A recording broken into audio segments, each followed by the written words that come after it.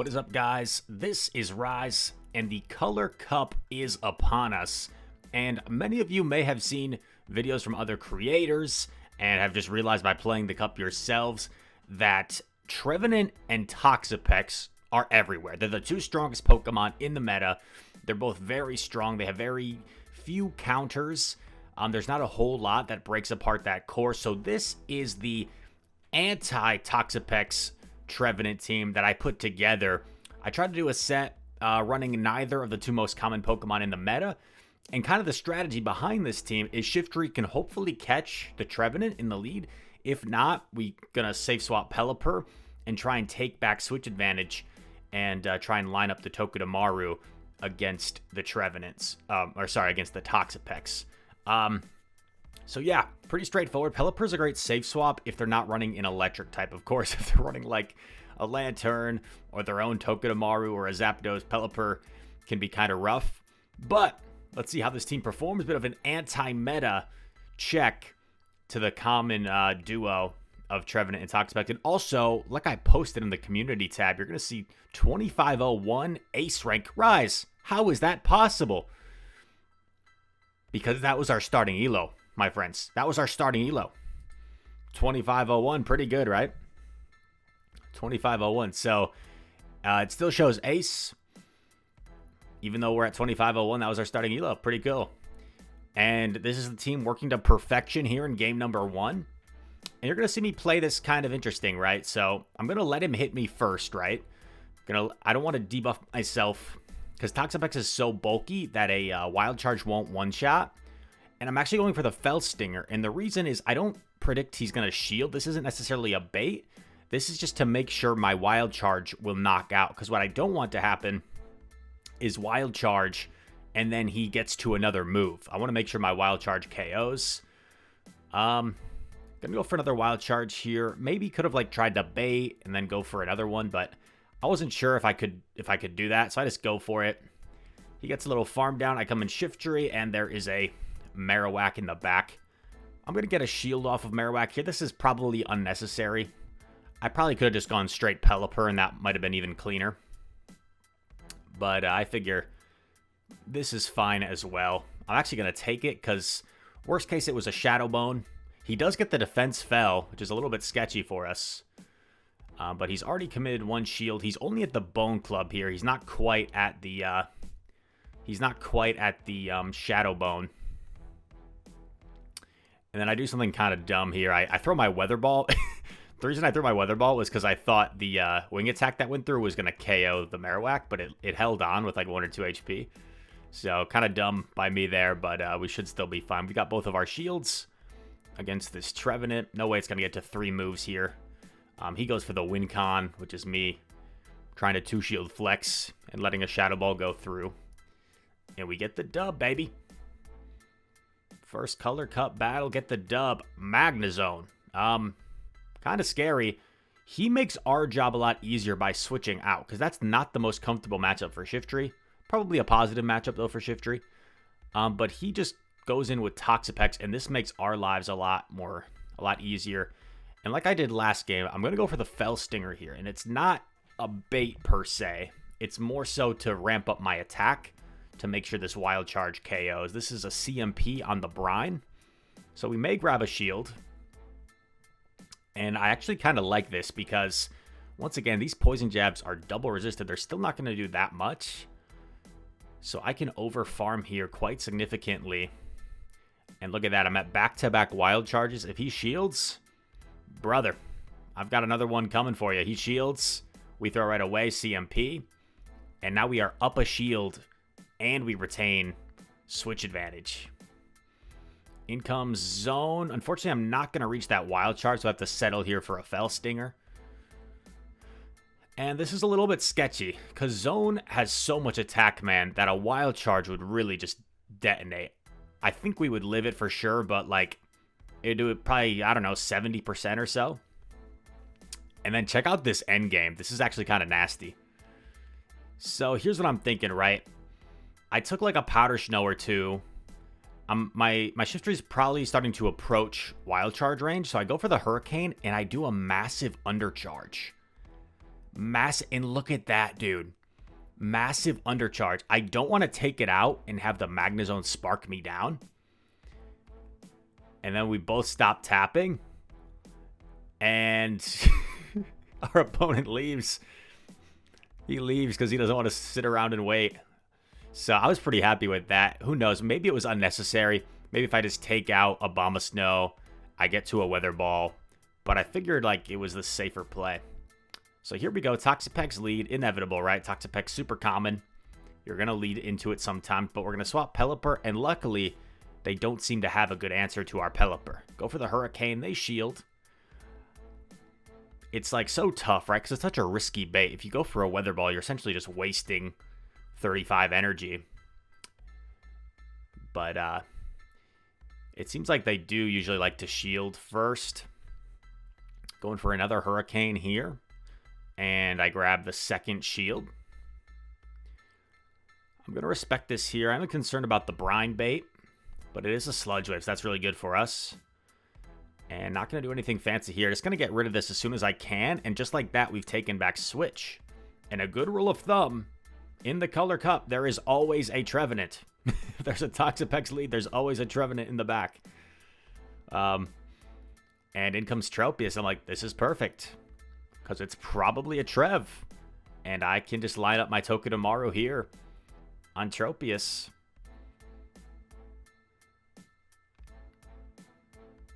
Making sure I build up energy here. Expecting the switch at some point. Leaf Blade. Gonna chunk. There's the Trevenant, so we swap in Shiftry. Gonna get hit by a Shadow Ball here, which is gonna hurt. Oh, okay. No, he settles for Seed Bomb. Interesting. Probably could have overfarmed by a Snarl or two there, but I decided to just get rid of this.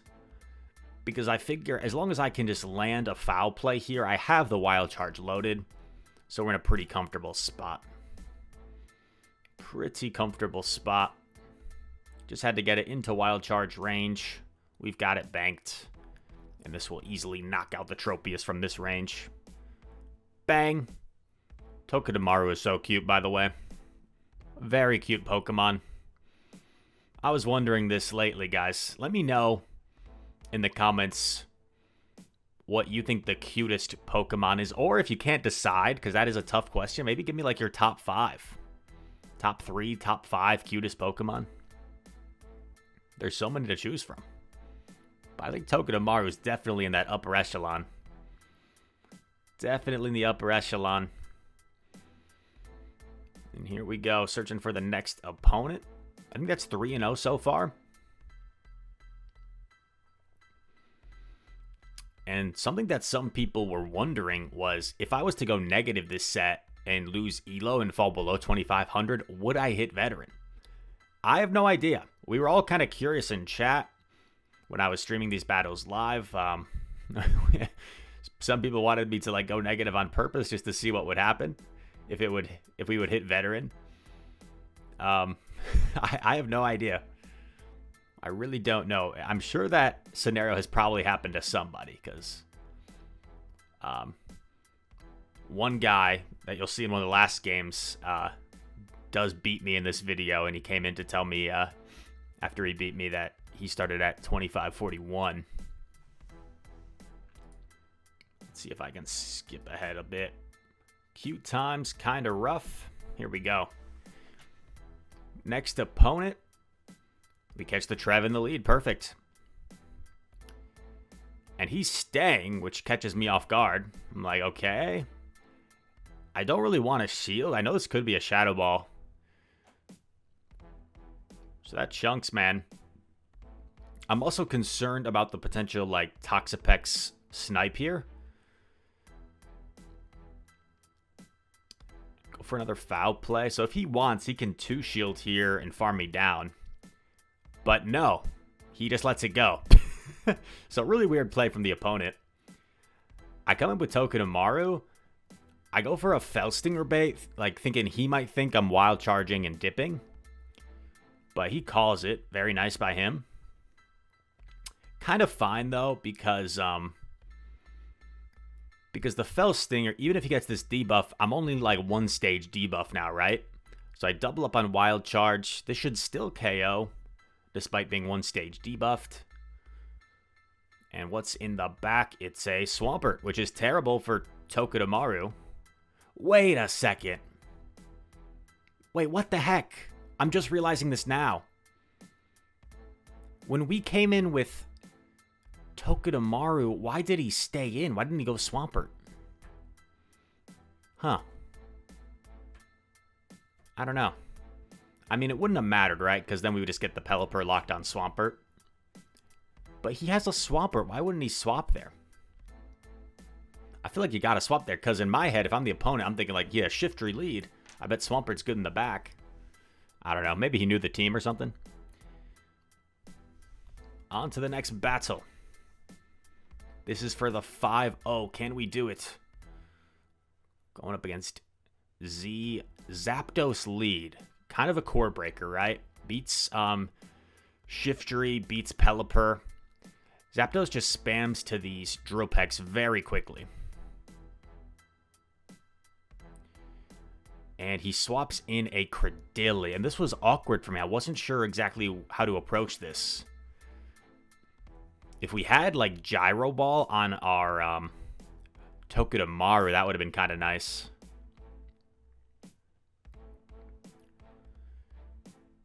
Going for another Leaf Blade here. He has a lot of energy, so I'm expecting the shield. Then I catch on my Togedemaru.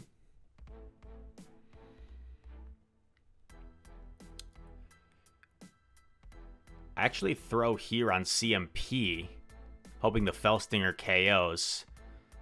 And I'm not sure if this was the right decision, because now I don't have any energy for this Trev. And I throw the Fell Stinger because I didn't want to debuff myself and then have him just farm me all the way down. Seed Bomb, gonna knock us out. So maybe could have played that better. Maybe if I had gone for the Wild Charge, I would have been better off. Because then Trev would have been quite low. And Zapdos right here is doubled up on Drill Peck. So I actually can't shield this because I would lose CMP. I come in with Shiftry. And I did actually go back and watch this because I was curious. So Zapdos has one residual here. So it's 4 away. Oh, no, wait. It was 3 away because it was on its 4 cycle, I believe. So I actually would have lost CMP if I had done one more Snarl. In the moment, I was kicking myself. I was like, oh, man, I bet if I did one more Snarl there, I would have won. But I'm actually pretty sure. I knew Leaf Blade wasn't going to KO, right? So I had to commit to the foul play there. I'm pretty sure if I had done one more Snarl against the Zapdos, I actually just lose CMP on the Drill Peck and lose the game. So not a throw. Probably were some win cons that game. Maybe if I like... I don't know. I don't know what the win cons were, but maybe like go for the Wild Charge against Trev. Could have even done like a couple more Thunder Shocks, right? Because he didn't throw right away. So maybe like I do a couple more Thunder Shocks against Trev, go for the Wild Charge. Then maybe I can still get to another before he farms down. And then I was kind of just trolling the chat here saying, guys, do you think we're going to hit Veteran? Do you think we're going to hit Veteran, guys? 4-1 at 2501 ace? Is it going to be enough for Veteran? Yo, we hit Veteran. Let's go. Hitting Veteran with the anti-Color Cup team. And we are going to queue up once again. I think there's one more battle here. We got one more battle. Against Gutcher. And this game is so frustrating because I'm such a bad spoiler. I need to like keep you guys wondering what happens. But we swap in here. I go for the Hurricane, hoping it goes through.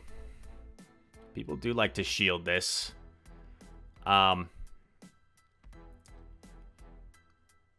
He went over 100 energy there, so a bit of a mistake by him. And then here I get a little bit over concerned with the catch, but like there's not a whole lot that's going to want to take a Hurricane in this meta anyway, so I get baited. I don't know if he even had enough for Sludge. think he did.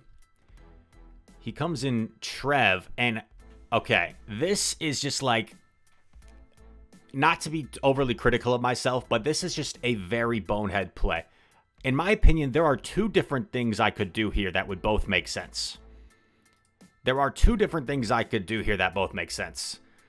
I see the Trev, I could go directly into my Shiftry, or I could throw the Hurricane and then go into my Shiftry. For some reason, I decide to bait. And to be honest, it makes, in my head, in the time, I'm like, okay, he knows I have a Hurricane. He has to shield this. But in hindsight, it makes sense because he knows there's a Shiftry waiting for his Trevenant. So he might be thinking, I just gotta save a shield for whatever I have in the back. Because now I have to eat a Shadow Ball.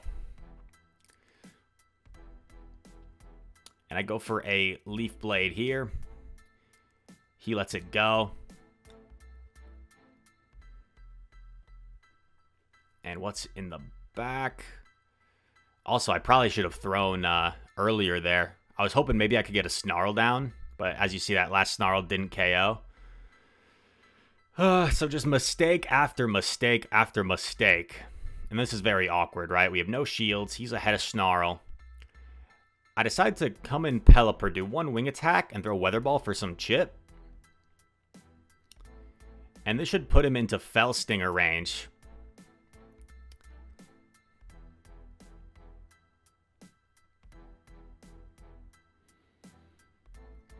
And he doubles up here on moves. So foul play coming through. It's CMP, and we lose CMP to the Shadow Shiftry. So brutal, man.